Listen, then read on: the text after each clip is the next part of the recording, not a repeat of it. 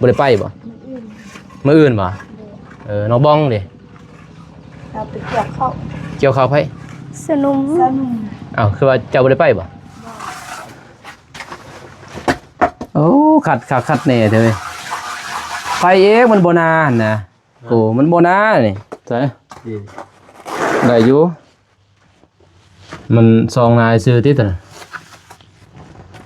บริซองทางนั่นดิมาเด้อสบายดีเด้อมาเด้อมากินน้ำกันครับเด้อพี่น้องเด้อกิน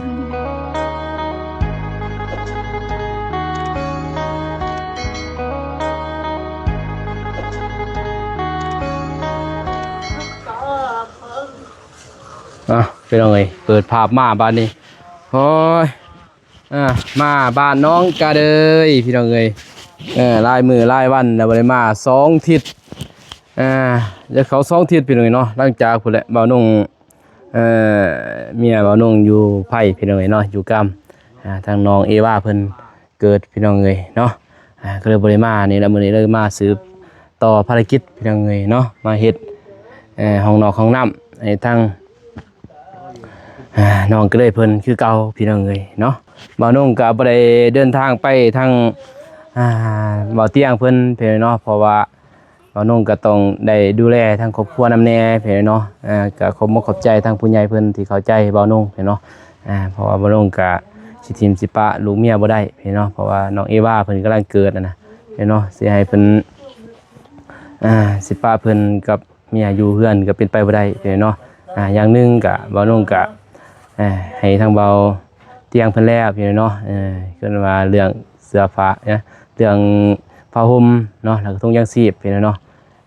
ให้มอบให้เพิ่นแจกจ่ายเพิ่นไปก็ถือว่าก็ได้บุญคือกันพี่เนาะแบบเดียวหมดนั่นแหละจุดประสงค์เดียวหมดช่วยเหลือคนทุกข์คนยากคือกันหมดพี่น้องเอ้ยเนาะโอกาสหน้าถ้าว่าไปอีกก็จังว่าว่ากันใหม่พี่น้องเอ้ยเนาะคนหมดก็กับทักทายสบายดีสวัสดีอีกครั้งเด้อพ่อแม่พี่น้องเมื่อสู่ครูสู่คนเป็นยังไงเนาะฝั่งลาวฝั่งไทยกันยินดีต้อนรับเข้าสู่ซ่องเบาน้องคือเก่าคือเดิมพ่อแม่น้องเอ้ยเนาะมื้อนี้ก็มากับเบาโกสืบขึ้นว่าภารกิจเป็นเนาะสืบต่อภารกิจเฮ็ดห้องน้ำให้น้องกระเดยก็ทางผู้ใหญ่เพิ่นนั่นแหละทางพ่อเพิ่นก็ให้ทางเบาน้องเพิ่นว่ามอบไม้แหละเพิ่นวางเนื้อเสือใจเบานุ่งให้เฮ็ดมันแล้วพี่น้องเนาะให้น้องเพิ่นได้อาบน้ำอาบในได้ใส่ห้องน้ำห้องในพี่น้องให้มันสมบูรณ์เบานุ่งก็เฮ็ดเต็มที่พอเบาเตียงมื้อนี้ไปมื้ออื่นเพิ่นก็บางทีก็สิได้แจกมื้อนี้ไปก็ค่ำแล้วพี่น้องฮอดเมืองกะลึมก็ค่ำแล้วมื้ออื่นเพิ่นเลยเขาไปแจกมื้อฮื้อก็แจกแล้วก็มาก็ค่ำแล้วพี่น้องเนาะบางทีค่ำก็นอนอยู่ประมาณ2 คืนบางทีพี่น้องเนาะบางทีก็คืนเดียวแล้วแต่สถานการณ์เนาะว่าจะเป็นจังใดกะเราไปติดตามชมทาง2เบาเตียงทองพี่น้องเอ้ยเนาะแล้วก็ทางเบาเจ็บเบาผลเบาตูนเด้อพี่น้องเอ้ยเนาะทางนี้ก็มีแต่2 คนพี่น้องกับเบาโกนี่แหละเบาโกกับโบกพี่น้องเอ้ยเนาะโอ้น้องกระเดยโดยเมื่อนั้นเพิ่นก็ไปผูกคอต่อแขนร้านเพิ่นได้ยังไงขอบใจเพิ่นนั่นแหละสบายดีเด้อนะบ่าวสบายดีพ่อแม่ผู้ใหญ่ใจบุญทุกท่านแล้วก็สบายดี FC ฝั่งไทยฝั่งลาวหรือต่างประเทศและบ้านเฮาก็ขอสบายดีสวัสดีเบิดสุขสุขคนเด้อโดยยังไงเนาะเมื่อนั้นก็ไปผูกแขนเพียงไงเนาะโดยคิดว่าน้องก็เลยสิบ่ได้ไปเลยเพียงไงเนาะเพราะว่าบอกน้องเพิ่นนำน้องบ้องแม่นบ่โดยเพราะว่าเบอร์ก็บ่ฮู้ได้บัดนี้สิเอาทางใดก็เลยว่ามาก็บ่ได้มาเพิ่นเนาะเพราะว่าบ่าวนุ่งหั่นบ่ได้ออกถ้าบ่ได้ผูกคอต่อแขนน่ะนะทางหีดข้อมบัดนี้ทางนี่ได้เจ้าแบบนั้นจ้ะบ่บ่ได้ออกจากบ้านต้องได้เฮ็ดเสร็จสิ้นหมดแล้วบัดนี้ออกไปได้แล้วบัดจ้ะบ่โดยก็เลยว่าแล้วพี่น้องเนาะตอนนี้ก็ถือว่าลุยงานต่อแล้วบัดนี้มันแล้วพี่น้องเนาะบ่าวสายบ่ได้มาเบาสายเพิ่นเกี่ยวเขาก็เลยบริมาเป็นไงเนาะมีแต่พุ่นแล้วรอเพิ่นเกี่ยวเขาแล้วพุ่นแล้วเนาะจังมาต่อมีหยังตัวนี้ คือโป่ง ซีเมนต์ ดอกไม้บ่ พุ่นเด้เอ้ยอำมาแล้ว ไผ เอ้ยอ น้องพรบ่ ำโดย มาพี่แล้ว มั สิ น ให้ มั เพิ่ น นไป เพื ซื้อ อกอันนี้ มันเผือกบ่ โดย ใส่เพิ่นไปซื้อนั่นพี่น้อยตำนี่กินบ่ตำหึอยากบ่ฮะกินบ่ตำมีตำกระปุ่นตำหยังอยาก กิน กินบ่ โดย ให้น้องก็เลยเพิ่นนี่ทางเบาโกบ่สบายดีเด้อผู้บ่าวโอ้สร้างพี่น้องเอ้ยสร้างมาใหม่โบก จะเป็น โบกอีกจังหน่อยเว้านุ่งสิไปคัดให้พี่น้องเอ้ยเนาะให้เพิ่นโบกขึ้นมันนั่นแหละไปคัดนี่เฮ็ด บนเล่นโน่น โอเคมันรูปบนโน่นนั่นแหละพี่น้องเนาะให้บอกโกเพิ่นเฮ็ดดีแล้วน้องพรมาแสิไปซื้อนั่นน้องก็เลยบ่หานขับรถ ดีเด้อเอ้ย โดยสบายดีเด้อน้องพรโดยบ่ได้ไปไสบ่พักพรมื้อนี้ว่านนี้ไปหยังไปเกี่ยวกาแฟมื้อนี้รู้ว่าไปเกี่ยวข้าวบ่บ่ได้ไปบ่มื้ออื่นบ่น้องบ้องเด้ เราไปเกี่ยวข้าว เกี่ยวข้าวไผ สนุม อ้าวคือว่าเจ้าบ่ได้ไปบ่เอาไปได้พักพรบ่มันบ่ถูกบ่เอาบ่ได้เข้าเอาบ้านนี่เด้ ว่าแยมสนุมอ้าย โอ้ไปแทนอ้ายเพิ่นคิดว่าไปจะเข้าสนุมเจ้าน้องก็เด้อบ่ได้เข้าแม่นบ่เนี่ยไป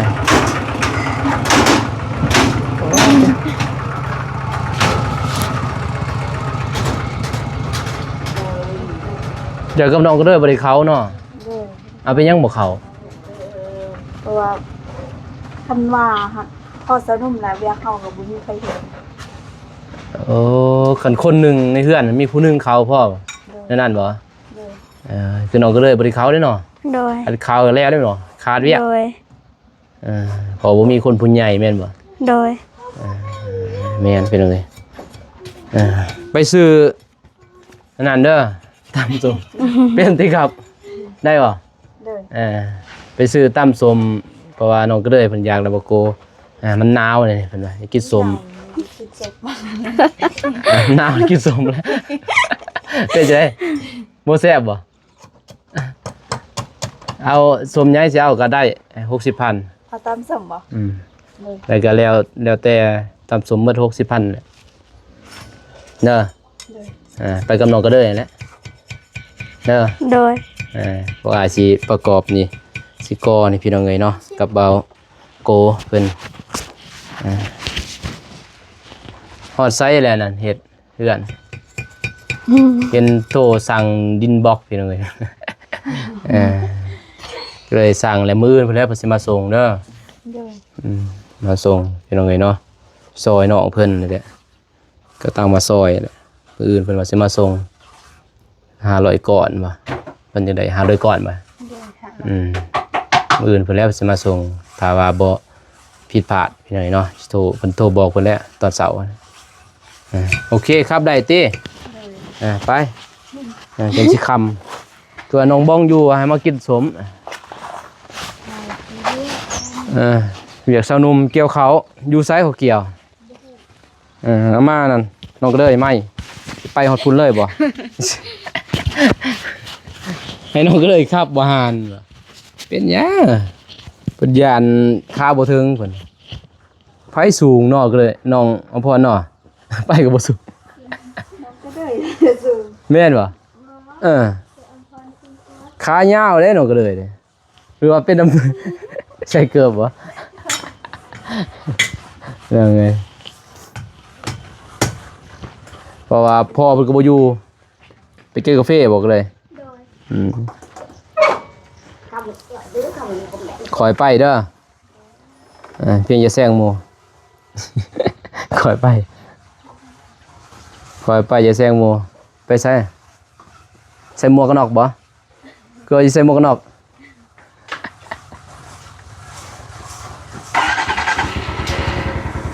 มันแรงได้ เด็กยัง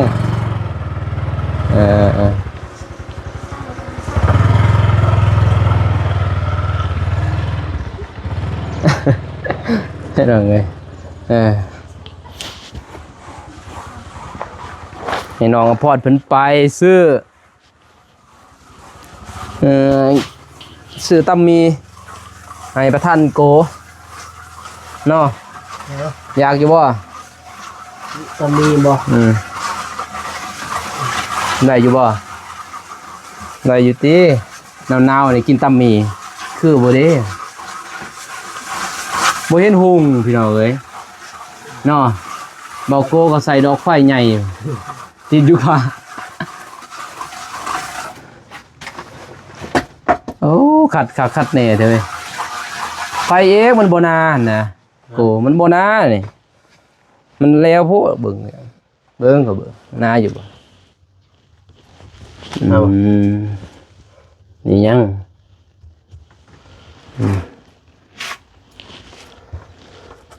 เบิ่งสิบอกจับเบิ่งยังไงเนาะบอกโกเพราะว่าพึกเพิ่นเด้จะนอนไปเฮ็ดเฮือนน้องอำพรไปซอยน้องอำพรไปบ่ซอยน้องอำพรเพิ่นไปกับไปไปกับไปก็นำกันนี่แหละงบบ่มีได้เพิ่นว่าเงินบ่มีพี่น้องน้องอำพรเด้อน้อยเกือบเลยแบบต้องทำเลย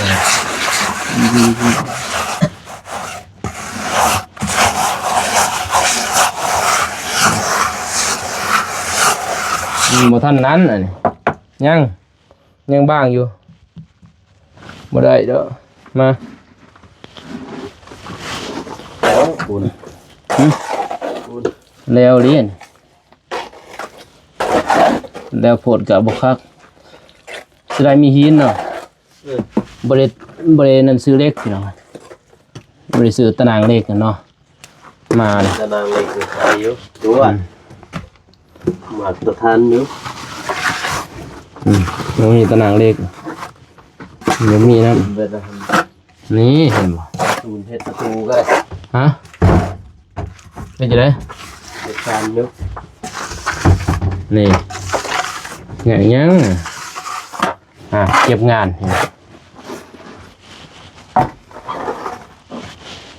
โอ้อุ่นดีเนาะอุ่นได้อยู่ไหนโอ้คักเลยจะพ่อเด้อหมักอยู่มีลมแต่ว่าอยู่ซาดีคือมันบ่ขี้หลายปานนี้สายโอ้ยก็งามแล้วนี่ดิเห็นบ่ไปขนาดนี้แล้วบ่ได้หินแกะออกตึ๊บ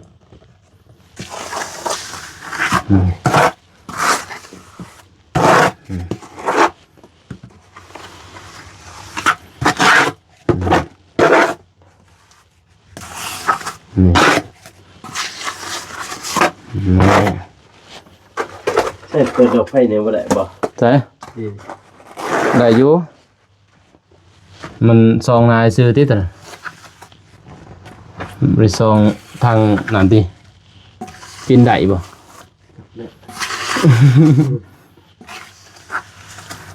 มันสิกินบ่ได้นะ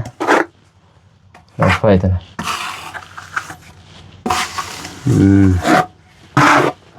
เห็นบ่งามเลยเด้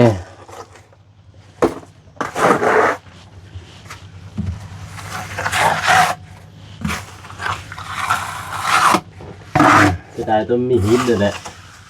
แต่ลากขึ้นนั่นตัวหินมันโจ้มันรีบกินเลย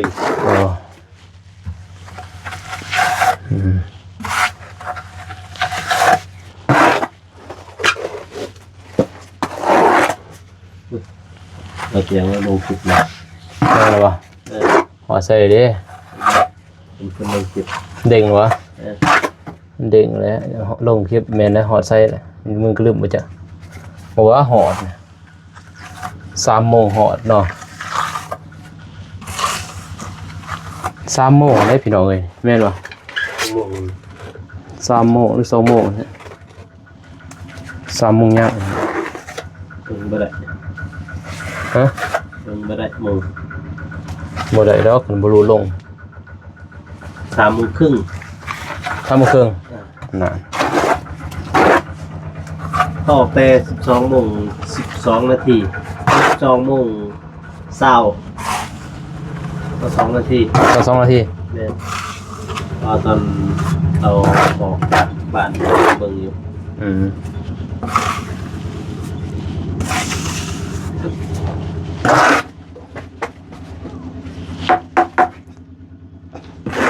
ได้ล้างอยู่บ่ตัวนี้ อะไรอย่างเงี้ยเนาะ อืม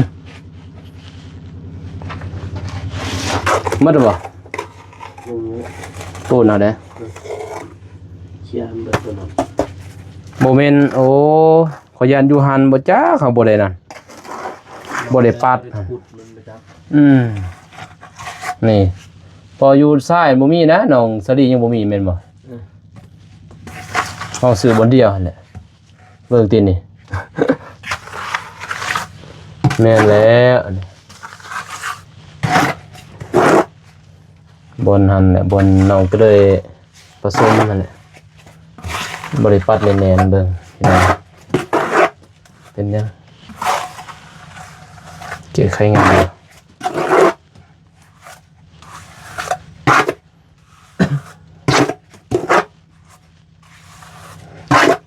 มาโน่ก็ลืมหมดได้พี่น้องบ่ได้มาดนบ่ได้เฮ็ดดนแต่เฮือนน้องสลีเพิ่นเนาะ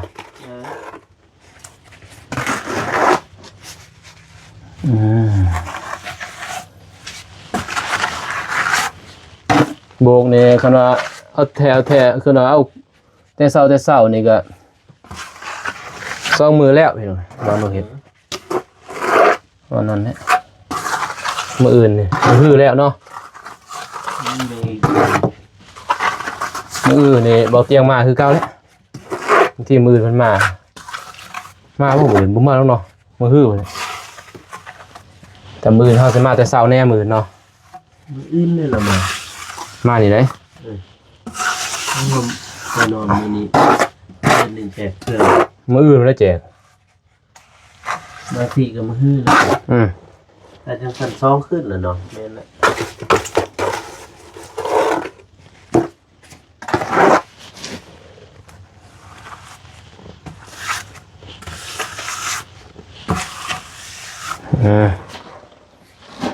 ปากตัว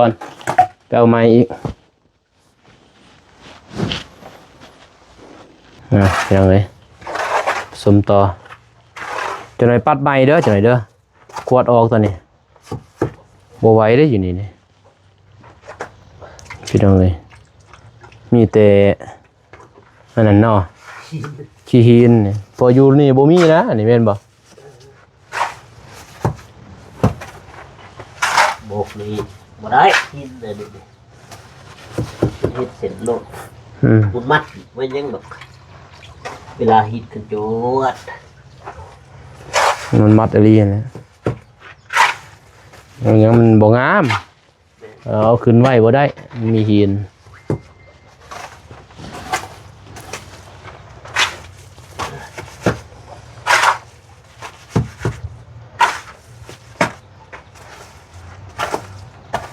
สำนักพี่แล้วเร็วๆสำนัก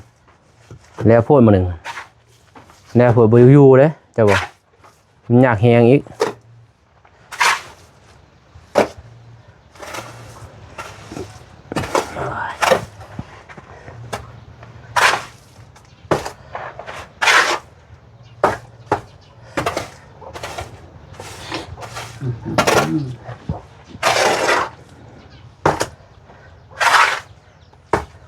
มือนี่เบาโกโบกทางนี้เด้อมือขอสิเฮ็ดเบื้องนี้พอสิกอน้ำแน่เด้ยังไงเนาะให้เบาโกเบื้องนี้โบกขึ้นจังมันเลยไปเอาไปเลยไอ้สิโบกมันหมดเลยซะตอนนี้จนไอ้ผู้สาวก็เอาสมตำให้กินส่งพลังงาน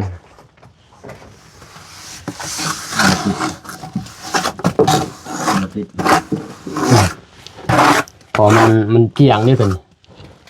เจ้าบ่มันเกี่ยงมันบ่ติดแน่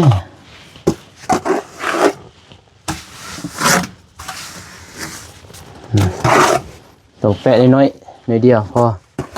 เป็นอะไรบ่ได้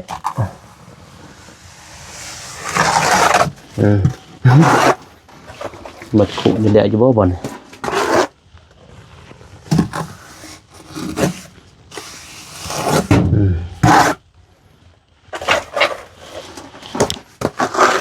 มันตัดไปเลยโทรศัพท์มือหนึ่งผมจับเต็มปึ๊ด ตรงเลยฮะตรงแล้วติ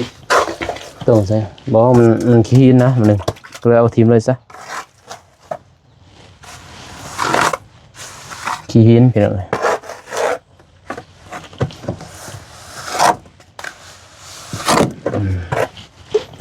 จะโต้งโบโต๊กอีกได้เป็นบ่คันโต้งโบโต๊กอีกได้จักยังอีกเงือบเลยนะฮะมันจะแจนลงมานี่เดี๋ยวมันจ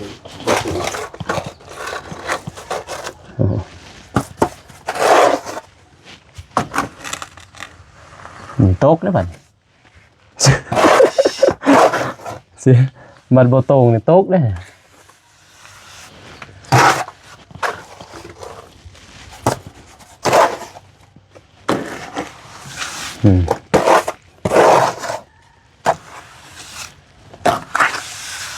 เรียบร้อยความงามแล้วแต่เบาโกเป็นเบาโกสาบเด้อแล้วแต่น้องก็ได้สิให้จักเปอร์เซ็นต์เรื่องงามนี่ก็บ่งามดอกพี่น้องเอ้ยเฮาบ่แม่นสร้างนะแม่นบ่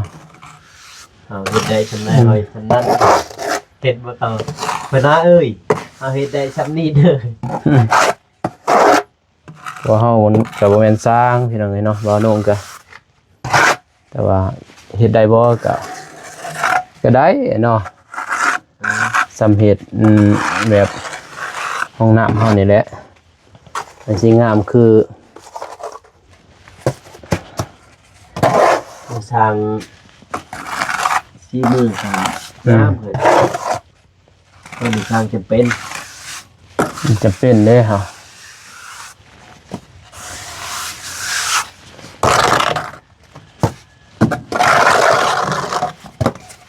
บายอากาศนั่นเนาะ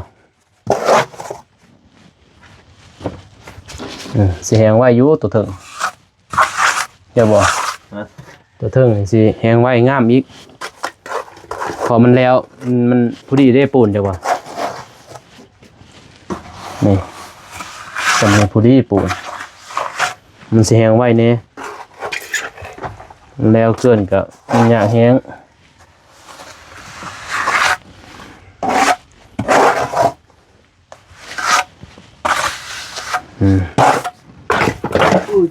เนี่ยบอกพ่อเลยก็ผสมใหม่นะ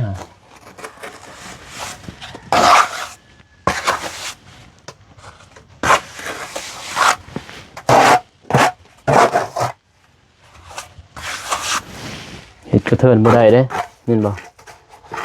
บ่แล้วเด้บ่แล้วพานบ่ได้เด้บอกโกไปได้ตัวไหนบ่นงเลยมาจับใส่นี่แม่บ่นงว่าสิกอหรือบอลบ่นงสิกอน่ะบอกโกอยู่คือบ่ได้ก่อนมินว่าคิดว่าจะสิกอบ่พูดบ่แล้วก็คือว่าจะสิบ่พูดเด็กอยู่ลุมข้างนอกข่อยก็เลยบ่ได้เบิ่ง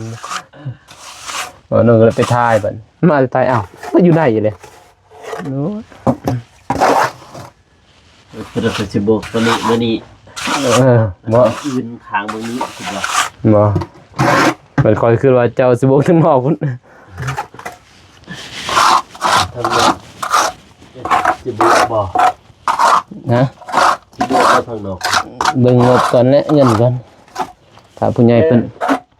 สำหรับอันนี้ก็ทางในนี่ก็เรือนทางนอกก็ทำผู้ใหญ่เพิ่นต้อนนะเพราะว่าผู้ใหญ่เพิ่นรับเด้ผู้ใหญ่เพิ่นรับว่าเฮ็ดให้มันงามเลยจ้ะ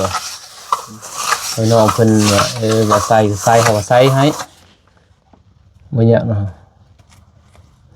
พอบ่เตียงกลับแล้วเฮาก็เฮ็ดแล้วบาดแม่นบ่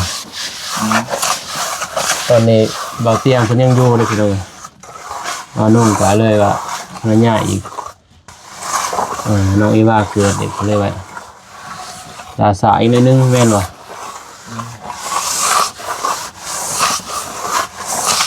บอกก็บ่ยากเนาะ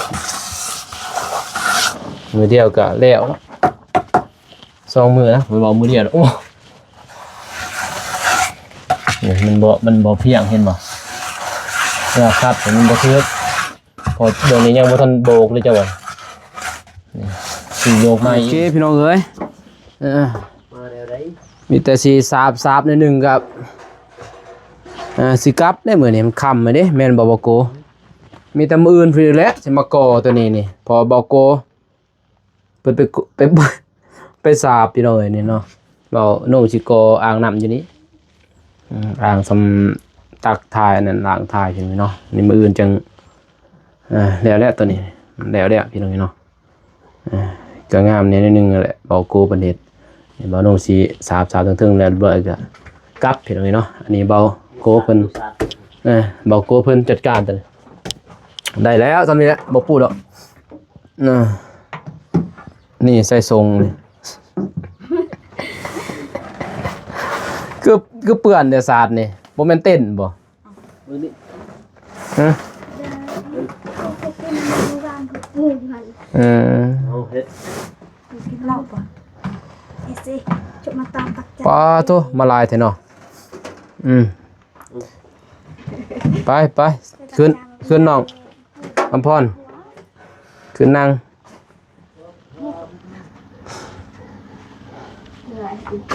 ไปขึ้นนั่งเอาดึกเสียบบ่หันได้เนี่ยหันตัว เป็นใหม่บ่ บ่แม่น โอ้ หันต้นฉบับอยู่เทิงพุ่นบ่ โดย มันเคยไปสื่อบ่ นี่จ้ะ มันอยู่หันเด้คนลายบ่ โดยเป็นไร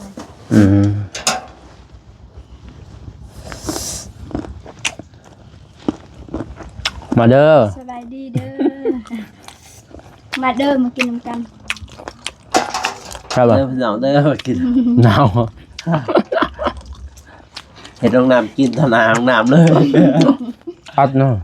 พักหน้าเฮาเลย บาดบ่บ่ทันใส่งานเด้ ยังแยงไปน้ำแหละ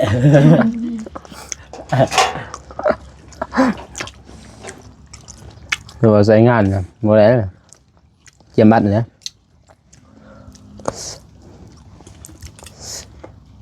จักปีสิแล้วเพื่อนของพร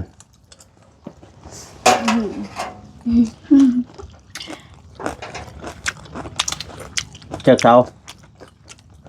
เพื่อน 15 โอ้ ใหญ่กูเพื่อนเบาโก เ เบาโกสิถ่ายนะสิสายหรอเจ้าบ่ ถ่ายชุดผม เจ้าจักสาวอยู่กันจ้ะ 12ลื่น3เสาบ่เป็นหยังลื่น3เสาเฮ็ดใหม่เนาะน้องพรกองน้ำออกได้สิมาเสา ก็เราคงแบบก็ทางขึ้นนั่น ตากึ่งได้สิมาเนาะ สามเศร้า บ่ยากดอกใส่งบลายได้พี่น้องเอ้ยเฮ็ดเพื่อน พุ่งมาตูนเอ็นบาเตียงระหว่างงบ300,000ผมบอกได้ป่ะ แล้ว400,000บาท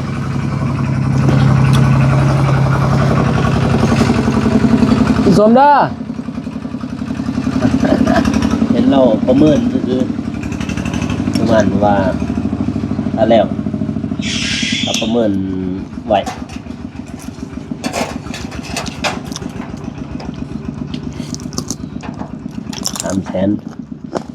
ประเมินเนาะ400,000 บาทเฮ็ดโมเดิร์นบ่เฮ็ดหรือว่า มีเดิน เฮ็ดโมเดิร์นบ่ เลย อืมบ่เปลืองโมเดิร์นแต่ก็หลายล้านตัวนะ ดินบล็อกป่ะ เป็นถ้าว่าเป็นทางโมเดิร์นก็ระดับมอง200,000 300,000นั่นแหละตกแต่งก็300,000เนี่ยจักเม็ดลืมแล้วตามมันลืมแล้วตามพอมันวันเนาะอยู่ในคลิปเพิ่นแหละบ่นุ่งได้ตามบ่จักเม็ดมีแต่ว่า15เซาซื้อมันเยอะ มื้อนึง 3 เมตร1 2 3 6 เมตรเนาะกว้าง6ยาว1 2 3 4 12แม่นบ่ตามไปนับนะ อันนี้บ่ฮู้คือกัน 12 เมตรแก่บ่ ปืนงามเด้อเพิ่นอยู่นำกันพี่น้องเลย8 คนเนาะ โดย อยู่8 คนแต่ว่าผู้หญิงทางนี้สมมุติเอาผัวนี่อยู่นำไผอยู่นำผู้ชายหรืออยู่นำ น้ำผู้ใส่ ยืมชายบ่ โดย ผู้หญิงไหน โดย เขาบ่ให้อยู่บ่เฮือน บ่ อืม ให้อยู่คือกัน ถ้าว่าบ่อยากอยู่เฮือนตัวเองก็อยู่น้ำผู้ใส่ มันแล้วแต่แบบคนบ่มีเนาะ โดย คือน้องก็เลยนี่อยู่แม่นบ่สมมุติน้องใหญ่จะได้ออกแม่นบ่อืม บ่ได้เลย ออกมันเรามีน้องชายเด้ ผู้ชายเด้ ใช่เราเป็นหยังลูกหลานต้องอยู่นำแม่ เพราะว่าเฮ็ดวันที่แล้วเพียงแบบชนเผ่าเขาแบบผู้ชายเนี่ยอยู่เฮือน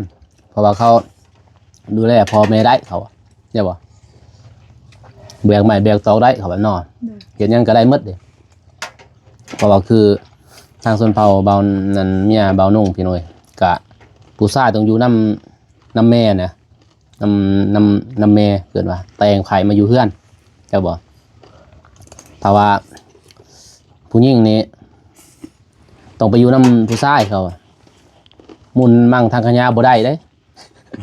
ไปอยู่นำผู้ชายหมดเนาะเขาว่าแม่นบ่เขาบ่ได้ปั้นเนาะผู้ชายมีสิทธิ์นั่นนะเขาว่า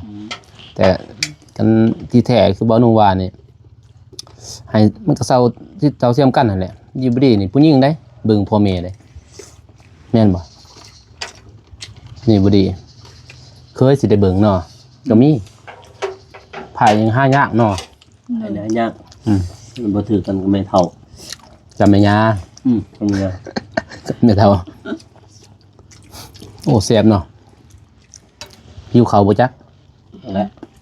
กินข้าว12 โมงแล้วแม่11 โมงเนาะจะบ่ได้กินข้าวเช้าเนาะ บ่ กินสมเด้อแม่เฒ่า กินซบเรื่อง พายมากเอิ้นหมดพี่น้องไปขออนุญาตกินสมก่อน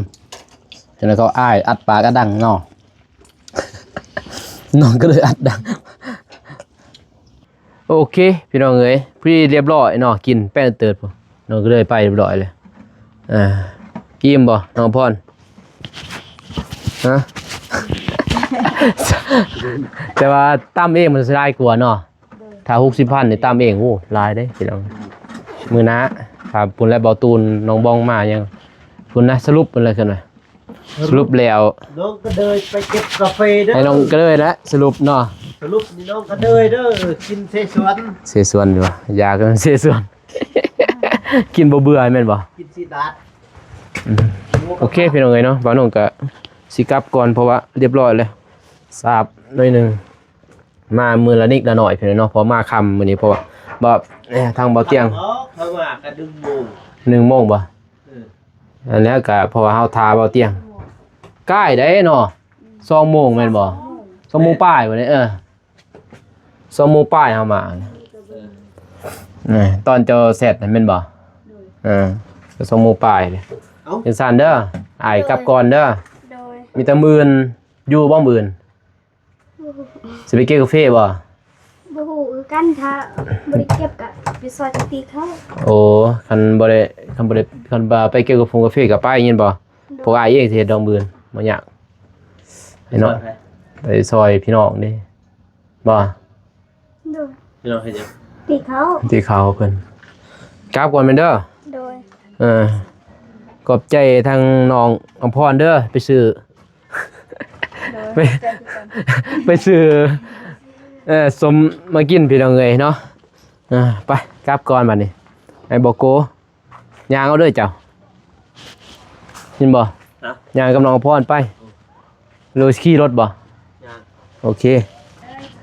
พี่น้องเอ้ยเนาะบ่าวนุ่งก็สิเดินทางกลับก่อนบัดนี้มาเฮ็ดหน่อยนึงพี่น้องเนาะเพราะว่าเมื่อยนะพี่น้องบ่ได้นอนก็เลยว่าเฮ็ดหน่อยนึงแล้วเมื่อยให้บอกโกเพิ่นทราบแล้วก็มื้ออื่นน่ะบ่าวนุ่งสิเริ่มต้นเฮ็ดแบบจริงจังเลยมื้ออื่นพี่น้องเอ้ยเนาะ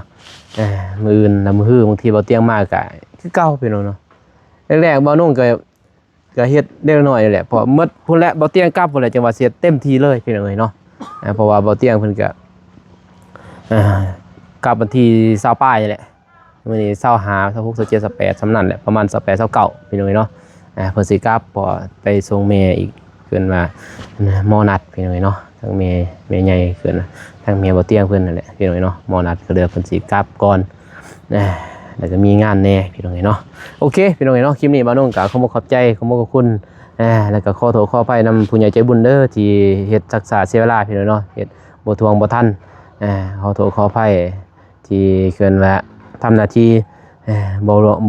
วังบ่ไหวพี่น้องเนาะเพราะว่าบ่าวนุ่งก็ต้องได้เบิ่งได้แย่งทั้งครอบครัวนำแน่พี่น้องเนาะต้องขอโทษขออภัยนำพอเด้อเนาะที่เฮ็ดบ่ทวงบ่ทันพี่น้องเอ้ยเนาะคลิปนี้บ่าวนุ่งก็ขอบใจทั้งผู้ใหญ่ใจบุญ FC ทุกท่านที่เข้ามาให้กำลังใจบ่าวนุ่งตลอดมาก็ขอให้ FC ทุกท่านและผู้ใหญ่ใจบุญทุกท่านจงมีแต่ความสุขความเจริญเด้อยิ่งๆขึ้นไปเนาะ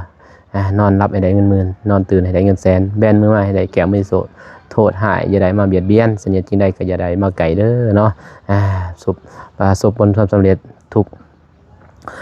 กล่าวพี่น้องเอ้ยเนาะพบกันในคลิปหน้าคลิปนี้ขอกล่าวคำว่าสบายดีพี่น้องไปบ๊ายบาย